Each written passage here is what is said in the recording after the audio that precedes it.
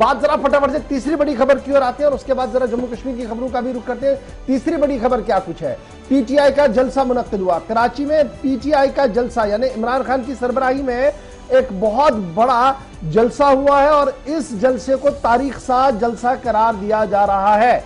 और इस जलसे के दौरान साबिक वजीर आला और पीटीआई के चेयरमैन इमरान खान की तरफ से कई अहम बड़ी बातें कही गई है। फॉरेन फंडिंग केस के जरिए से पीटीआई को बाहर करने की कोशिश की जा रही है, यानी सियासत से बाहर करने की कोशिश की जा रही है। एक बड़ा इल्जाम दोबारा से कल इमरान खान की तरफ से लगाया गया है। नंबर 1।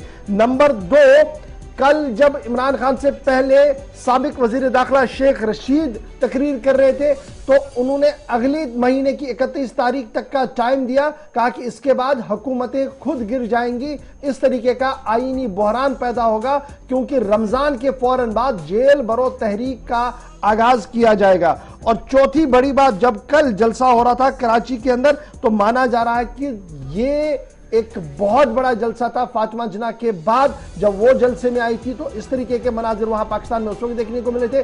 उससे भी बढ़कर मनाजिर जो है वो यहां पर आए और काफी संगीन इल्जामात भारत पाकिस्तान से लेकर रूस से लेकर अमेरिका तक कल इमरान खान ने अपनी बात रखी है। क्या कुछ इमरान खान ने कहा, फटाफट से जरा सुन लीजिएगा। बंगाल का जो मुगल सल्तनत का गवर्नर था सिराजुद्दौला, उसने अंग्रेजों के साथ मिलके उससे गद्दारी की और बंगाल अंग्रेजों के हाथ में चला गया। तो मेरे पाकिस्तानियों सुनो, जो मुगल सल्तनत का सबसे अमीर और खुशहाल सूबा था वो बंगाल था और मीर जाफर की गद्दारी की वजह से वो अंग्रेजों के हाथ में चला गया। जानते हैं उसके बाद बंगाल से क्या हुआ?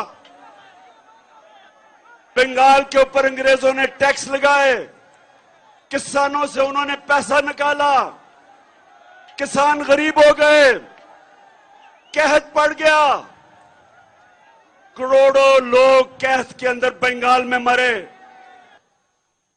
जब अंग्रेज आया था तो बंगाल सबसे अमीर सूबा था और जब वो गया तो सारे हिंदुस्तान में बंगाल सबसे गरीब सूबा रह गया। तो मेरे पाकिस्तानियों, यहां भी एक मीर जाफर हमारे ऊपर मुसल्लत कर दिया गया साजिश के तहत। और जिन लोगों ने हमारे से अपने जमीर बेच के जो लौटा हुए थे, इनसे भी मुलाकातें करनी शुरू कर दी। और फिर वो कई सहाफी जो खास तौर पे इस साजिश में मुलव्वस थे, वो भी अमेरिकी में एम्बेसी में और सफारत खाने में उनकी भी मीटिंग्स होनी शुरू हो गई कि जो रात के 12 बजे अदालतें खुल गई। मैं पूछना चाहता हूं कि मैं वो क्या जुर्म करना था जो आपने अदालतें खोल दी? मैं जो आपको पैगाम देना चाहता हूं वो सबसे बड़ा ये है कि अगर ये साजिश कामयाब हो जाती है तो यह याद रखना, कोई पाकिस्तान का प्राइम मिनिस्टर अमेरिका की धमकी के सामने खड़ा नहीं होगा। 60 स्कूल के बच्चे मर गए, कई दफा जनाजों पे ड्रोन अटैक, शादियों पे ड्रोन अटैक, गांव के अंदर 400 ड्रोन अटैक हुए। तो सवाल ये पूछता हूं मैं कि एक धमकी दी अमेरिका ने और हमने अपने मुल्क की तबाही की, तो मेरे से जब क्या गिला अमेरिका को? मैंने अमेरिका का क्या बिगाड़ा है? मैंने सिर्फ उनको यह कहा, जब मेरे से इंटरव्यू में पूछा कि आप अमेरिका को बेस देंगे यानी कि फिर से उनकी जंग में शरीक होंगे, तो तब मैंने कहा एब्सोल्युटली नॉट। पाकिस्तानियों, ये हमें क्या समझते हैं कि एक जमानत के ऊपर डाकू को प्राइम मिनिस्टर बना दिया और जमानत में इसका जो बेटा है वो चीफ मिनिस्टर पंजाब का बन गया। माइंड था इस सारी साजिश का, लंदन में बैठ के जो ये सारी साजिश कर रहा था। चलिए, इमरान खान को आप सुन रहे थे।